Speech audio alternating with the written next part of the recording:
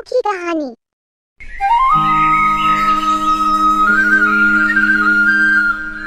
रामपुरा गांव, जहां आमतौर पर गर्मी के दिनों में तापमान 40 डिग्री तक रहता था, लेकिन इस साल मई की शुरुआत में ही सूरज जैसे आग उगल रहा था। तापमान 45 डिग्री पार कर चुका था। हवा भी जैसे भट्टी से निकल रही हो, गर्म, तेज और चुभने वाली। गांव के किनारे एक छोटा सा कच्चा घर था। उसमें रहता था एक परिवार, रमेश, उसकी पत्नी सीता और उनके 2 बच्चे, मुन्ना जो 10 साल और गुड़िया 7 साल की थी। रमेश गांव के बड़े सेठ लालचंद के खेतों में काम करता था। सुबह सूरज निकलने से पहले ही वो घर से निकल जाता, क्योंकि 10 बजे के बाद खेत में खड़ा रहना भी मुश्किल हो जाता था। सीता भी खाली नहीं बैठती थी।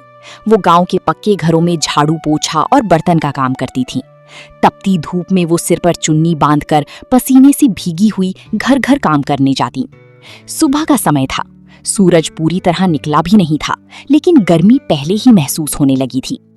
रमेश अपने सिर पर गमछा बांधते हुए बोला, सीता, आज जल्दी निकलना पड़ेगा। सेठ लालचंद ने कहा है कि काम ज्यादा है।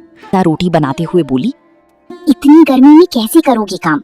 कल ही तो तुम्हारी तबीयत खराब हो गई थी। मैं क्या करूं? मुझे जाना ही पड़ेगा काम पर। ये गर्मी कब खत्म होगी? रात में भी नींद नहीं आती। माँ, बहुत गर्मी लगती है, हवा भी नहीं आती। हाँ मेरे प्यारे बच्चों, गर्मी तो बढ़ ही गई है। क्या करूं? जल्दी हम गर्मी से बचने का कुछ ना कुछ उपाय ढूंढ लेंगे। इस साल सच में गर्मी बहुत ही पड़ रही है। ठीक है सीता, मैं चलता हूँ। सीता को भी जल्दी निकलना था। उसकी मालकिन शालिनी मैडम के घर उनकी बेटी आरव का जन्मदिन था। सीता बच्चों से बोली, तुम दोनों घर में रहना, मैं काम करके जल्दी आ जाऊंगी।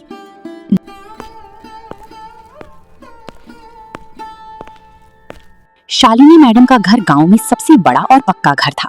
अंदर संगमरमर का फर्श, बड़ी बड़ी कमरे और हर कमरे में ठंडी हवा देने वाला एसी। सीता ने पहुंचते ही काम शुरू कर दिया।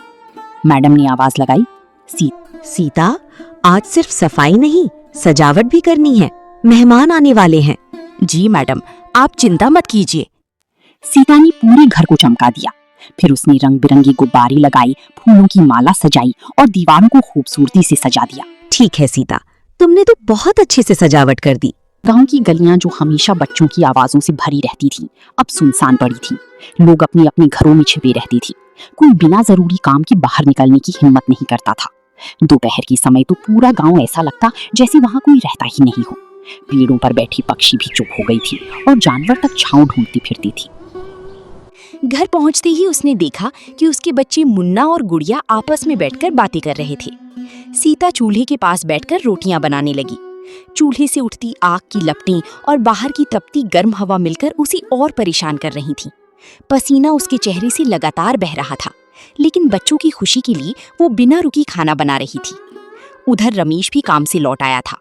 वो थका हुआ चारपाई पर बैठते हुए बोला, इतनी गर्मी पड़ रही है कि क्या बताऊं सीता। सोचता हूँ थोड़ा आराम कर लूं, लेकिन सेठ इतना लालची है कि एक काम खत्म होते ही दूसरा काम दे देता है। बड़े लोगों को और क्या चाहिए? उन्हें गरीबों की तकलीफ कहाँ दिखाई देती है? सीता, तुम इतनी जल्दी क्यों घर आ गई? तुम्हारी शालिनी मैडम के यहाँ उनके बेटे का जन्मदिन था ना? मुझे लगा कि तुम तो आज शाम में घर आओगी। नहीं, मैं तो काम खत्म करके जल्दी चली आई। उन्होंने भी नहीं कहा कि रुक जाओ या बच्चों को लेकर आना। माँ, वहाँ सजावट बहुत सुंदर हुई थी क्या? और केक भी बड़ा आया होगा ना? केक तो मैंने नहीं देखा, लेकिन वहाँ इतनी ठंडक थी कि ऐसा लगता था जैसे किसी पहाड़ वाली जगह पर आ गए हों। रमेश ने गहरी सांस लेती हुई कहा, ये बड़े लोग सिर्फ नाम के बड़े होते हैं, दिल से नहीं। हमें भी ले चलोगी वहाँ? हम थोड़ी देर बैठेंगे, फिर तुम काम खत्म करके वापस ले आना। नहीं बेटा, मालकिन का स्वभाव थोड़ा अजीब है, पता नहीं क्या कह दें। और इतनी धूप में जाओगे तो लू लग जाएगी। अच्छा ठीक है, चलो साथ में, पर वहाँ बदमाशी नहीं करना। आखिरकार अगले दिन सीता उन्हें अपने साथ ले गई। जब मुन्ना और गुड़िया उस बड़े घर में पहुंची तो उनकी आंखें हैरानी से फैल गई। हर कमरे में ठंडी हवा चल रही थी।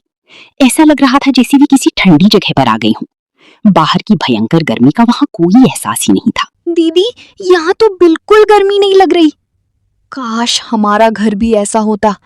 हाँ मोनू, कितना सुंदर है ये घर और ठंडक भी।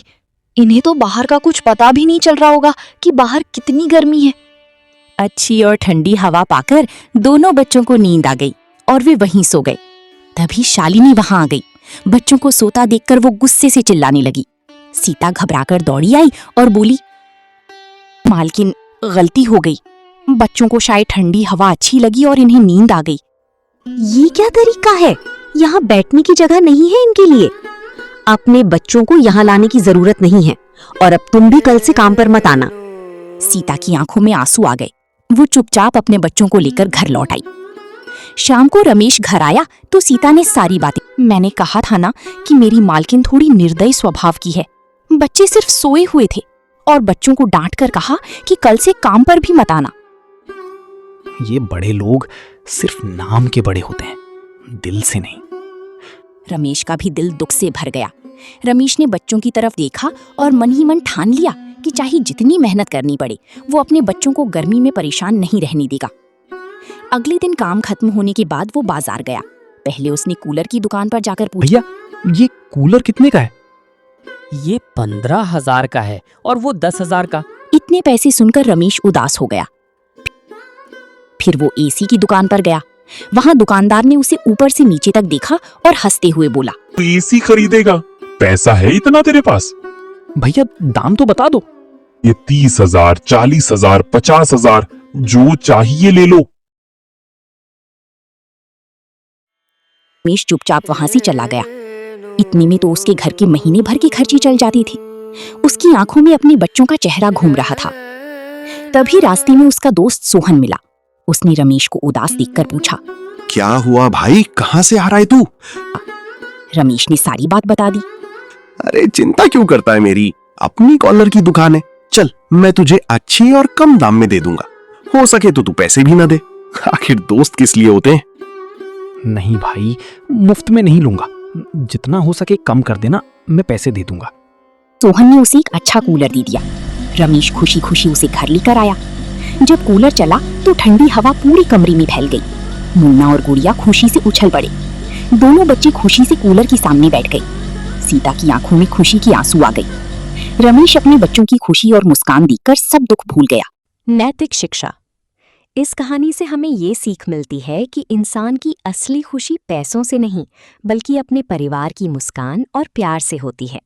गरीब होने के बावजूद सीता और रमेश ने मेहनत, ईमानदारी और अपने बच्चों के प्रति प्रेम नहीं छोड़ा।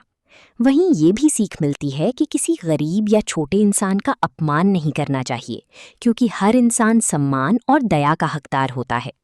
मदद करने वाला व्यक्ति ही वास्तव में बड़ा कहलाता है।